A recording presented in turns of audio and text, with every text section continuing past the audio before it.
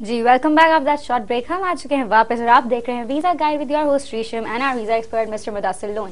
जी हाँ, before going to the break हम बात कर रहे थे अबाउट इन्वेस्टमेंट वीजाज। जी, हम बात कर रहे थे इन्वेस्टमेंट कैटेगरीज में और हमने पहली उसमें एज डिस्कस की थी, जिसमें जो इन्वेस्टर प्लस है उसमें no requirement of age, where age investor में 65 इयर्स आर यंगर।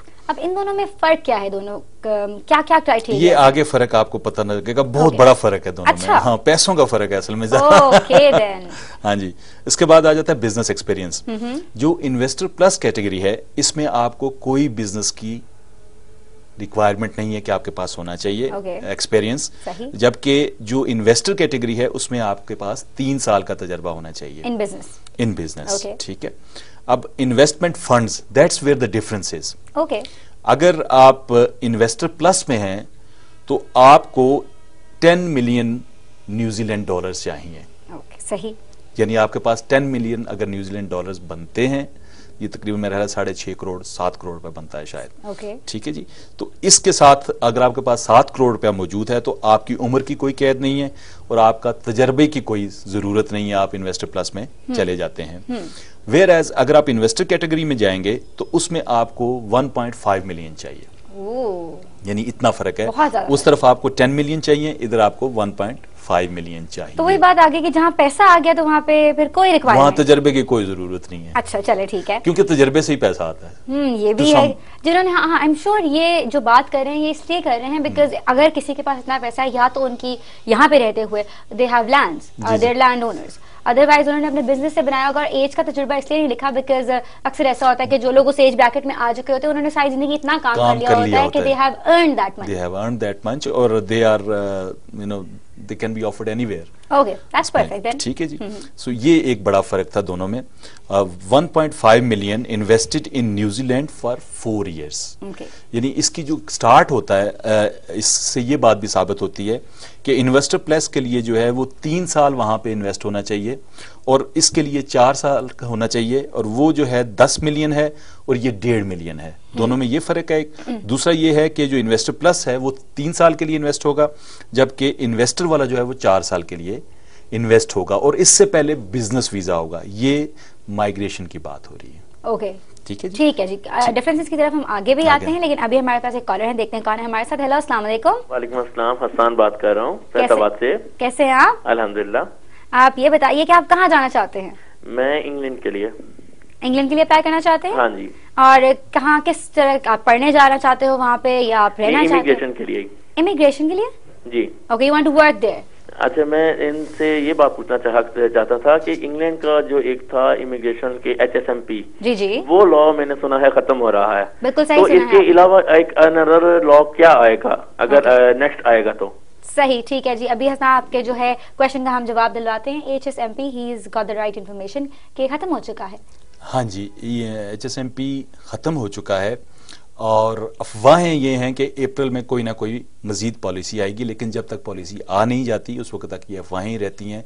और दूसरी बात यह है कि अभी विद इन UK काफ़ी सारा डिस्टर्बेंस है, उनकी अपनी जो जॉब मार्केट है उसमें प्रॉब्लम्स हैं, इसलिए HSMP का इम्कान अभी मुझे कम नज़र आता है कि वो इतना अच्छी कैटेगरीज में आ सके कि जिसमें हमारे लोग शामिल हो सकें। एक बात। दूसरा, इन्होंने कहा था कि कौन कौन सा तरीका हो सकता है वहाँ पे, तो वहाँ पे जाहिर है इमिग्रेशन के लिए दूसरा तरीका वही एंटरप्रेन्योर का रह जाता है और बिजनेस पीपल का रह जाता है। ओके, सो आइदर एंटरप्रेन्योर्स और इन्वेस्टर्स के लिए। ठीक है जी, आपको आपका जवाब आई एम श्योर मिल गया है, लेकिन मुझे ये लगता है कि HSMP जो वीजा है ना, दैट्स नॉट इररिप्लेसेबल, क्योंकि इस पे बहुत सारे लोग जाते थे, तो कोई ना कोई तो वो निकालेंगे। लेकिन रेशम, ये इसलिए जरूरी था कि उनकी जो जॉब मार्केट थी उनमें जॉब ज्यादा थी और लोग कम थे। अच्छा, अभी ये पोजीशन है कि उनकी खुद अनएम्प्लॉयमेंट बहुत बढ़ चुकी है और जॉब कट्स बेतहाशा हुई हैं, बड़े बड़े स्टोर्स बंद हो गए हैं, जो लोकल बिजनेस था उसने बहुत ज़्यादा सफ़र किया है और बहुत ज़्यादा लोगों को वो सोशल सिक्योरिटी पे बेसिकली अब उनको अफोर्ड करना पड़ रहा है। अब वो कोशिश ये कर रहे हैं कि सबसे पहले जो उनके अपने लोग हैं, जो ब्रिटिश सिटीजन्स हैं या ब्रिटिश सिटीजन नहीं है लेकिन वहाँ पे रेजिडेंट हैं, इनडेफिनेटली रह रहे हैं, उन तमाम लोगों को जॉब्स पहले मिलें। और उसके बाद, हाँ, क्योंकि ऑब्वियसली गवर्नमेंट की वहाँ की रिस्पॉन्सिबिलिटी है कि अपने लोगों को पहले पूरा करे, एंड यू नो अगर उनकी वहाँ पे शॉर्टेज है तो जाहिर है वो अपने जो इमिग्रेंट जो अनएम्प्लॉयड है या नॉन एम्प्लॉयड है उनको रखेंगे।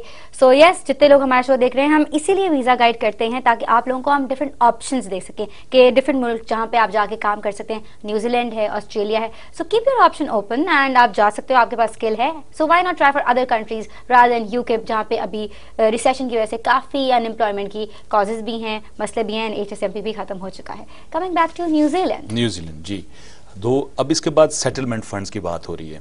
सेटलमेंट फंड्स में जो है इन्वेस्टर प्लस में कोई रिक्वायरमेंट नहीं है, वेयर एज के जो 1 मिलियन ट्रांसफर नॉट रिक्वायर्ड, लेकिन वो आपके 1 मिलियन होने चाहिए सेटलमेंट फंड्स, वलादा से है। और फिर उसके बाद आ जाता है प्रिंसिपल एप्लीकेंट्स इंग्लिश लैंग्वेज। अगर आपके पास 10 मिलियन न्यूजीलैंड डॉलर्स हैं तो आपको कोई भी जुबान आती हो, इंग्लिश ना भी आती हो तो कोई प्रॉब्लम नहीं है। They'll have a translator for you then. They can have a translator for you. Okay, perfect. ठीक है जी। Whereas अगर आप इन्वेस्टर में आते हैं तो उसमें आपको इंग्लिश स्पीकिंग बैकग्राउंड चाहिए, या ये बड़े मजे का बात है, an international language testing system IELTS test report with an overall band score of 3. Oh, 3.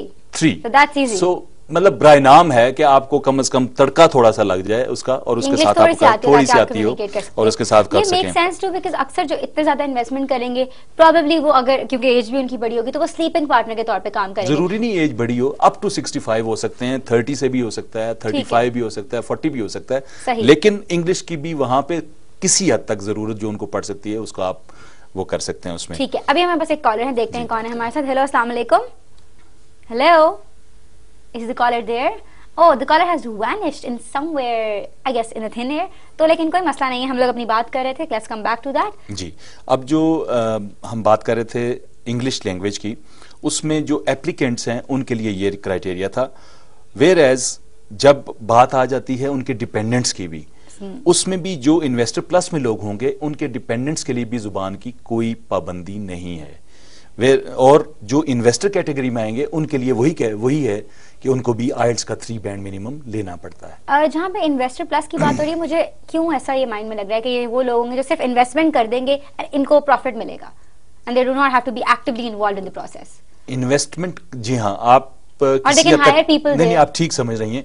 जाहिर है कि जो 10 मिलियन न्यूजीलैंड डॉलर्स की इन्वेस्टमेंट करेगा वो लोगों के लिए जॉब्स क्रिएट करेगा वहां के उन लोग के लिए। सो उसके लिए इसीलिए उन्होंने रखा है कि मेन उसकी वजह यही है, उस बंदे की उनकी जरूरत कम पैसे की ज्यादा है, और वो चूंकि वहां पे पैसा इन्वेस्ट कर रहा है इसलिए उसको ये रुतबा और मुकाम दिया जा रहा है कि उसकी इमिग्रेशन की जा रही है। ठीक है, तो ऑब्वियसली अगर आप कुछ वो क्या कहते हैं, आप डाल रहे हैं, इनपुट दे रहे हैं तो आई हैव अ कॉलर, देखते हैं कौन है हमारे साथ। हेलो, अस्सलाम वालेकुम। अस्सलाम वालेकुम जी। अपनी टीवी की आवाज आहिस्ता कर दीजिए। मैंने कहा मैं पता नहीं कौन किससे बात कर रही हूँ, अपनी तरह की आवाज की एक लड़की से। कौन बोल रहे हैं, कहाँ से? कासिम बात कर रहा हूँ जी, लाहौर से। कासिम, कैसे हैं आप? अल्हम्दुलिल्लाह फर्स्ट क्लास। जी कासिम, बताएं कहाँ जाना चाहते हैं आप? मैंने पहले भी कॉल किया था, मैं ऑस्ट्रेलिया के लिए कहा था। ठीक है, तो मतलब मुझे उसके बारे में चाहिए था, मेरे सारे डॉक्यूमेंट्स रेडी हैं। Okay, perfect. और हाँ जी, तो मुझे इस टाइम बस जो गड़बड़ हो रही है, मुझे सिर्फ ये टेंशन हो रही है कि मतलब स्पॉन्सरशिप लेटर मस्ट है मेरे लिए, मैं विजिट वीजा अप्लाई करना चाह रहा हूँ। ठीक है, आप बिल्कुल बेफिक्र हो जाओ, इसके हमारे पास जवाब है। एंड कासिम, अभी हम आपको जवाब देते हैं। इनको वही परेशानी हो रही है जो हमने 2 डिफरेंट बताई है, एक जनरल स्किल माइग्रेशन होती है और एक नॉमिनेशन के लिए जरूरत होती है। सो ही इज कंफ्यूज्ड। लेकिन he is applying for a visit visa. उन्होंने जो अभी बात की ना, विजिट वीजा के लिए तो किसी भी एम्प्लॉयर की जरूरत तो नहीं है आपको। सही। आपको इनविटेशन चाहिए अगर, तो जाहिर है वो उसके लिए मुख्तलिफ तरीकाकार हो सकता है। कोई आपका अजीज रिश्तेदार आपको भेज सकता है, या आप टूरिज्म के पॉइंट ऑफ व्यू से अगर आप जा रहे हैं उस सूरत में भी आप जा सकते हैं, या किसी इदारे के साथ आप मीटिंग के लिए जा रहे हैं तो उस शक्ल में भी आप जा सकते हैं। आपको एज सच किसी की स्पॉन्सर लेटर नहीं चाहिए, इन्विटेशन लेटर चाहिए। या इन्विटेशन लेटर ना भी हो तब भी आप अपने रीजंस के साथ आप अपना वीजा अप्लाई कर सकते हैं, tourist visa. So basically Qasim, मुझे हमें जो समझ आ रही है आपके क्वेश्चन से वो ये है कि आप वहां जाना चाहते हो and then you want to work there, वहां जाके देखना चाहते हो कि जॉब मार्केट उनकी कैसी है। तो उसके लिए जैसे मुदस्सिर साहब ने कहा कि आपको जरूरत नहीं है किसी भी ना नॉमिनेशन की ना स्पॉन्सरशिप की, अगर आपके पास ऑथेंटिक इन्फॉर्मेशन है और आपने बताया हुआ है, रीजन वैलिड है आपका कि आप क्यों जाना चाहते हो। If you have reasons and you are qualified then probably they will give you the visa and you will be able to go there. We have another caller, देखते हैं हमारे साथ कौन है। हेलो, अस्सलाम वालेकुम। अस्सलाम वालेकुम। जी, कौन बोल रहे हैं, कहाँ से? जी मैं अली बात कर रहा हूँ, लाहौर से। अली, कैसे हैं आप? ठीक ठाक, आप कैसे हैं? बिल्कुल, अल्लाह का शुक्र, ठीक हूँ। बताइए कहाँ जाना चाहते हैं आप? मैंने शेफ का कोर्स किया हुआ है। ठीक है जी। और इसके लिए मुझे बताइएगा, मैं बाहर जाना चाहता हूँ। कहीं भी जाना चाहते हैं? बस VTI या लाइट। कहाँ जाना चाहते हैं? कोई कंट्री माइंड में है कि कहीं भी? कॉलेज से नहीं, वो दैट्स अ पार्ट, लेकिन आप ये बताएं कि आप कहाँ, कोई माइंड में कंट्री है या कहीं भी? हो गया, इंग्लैंड।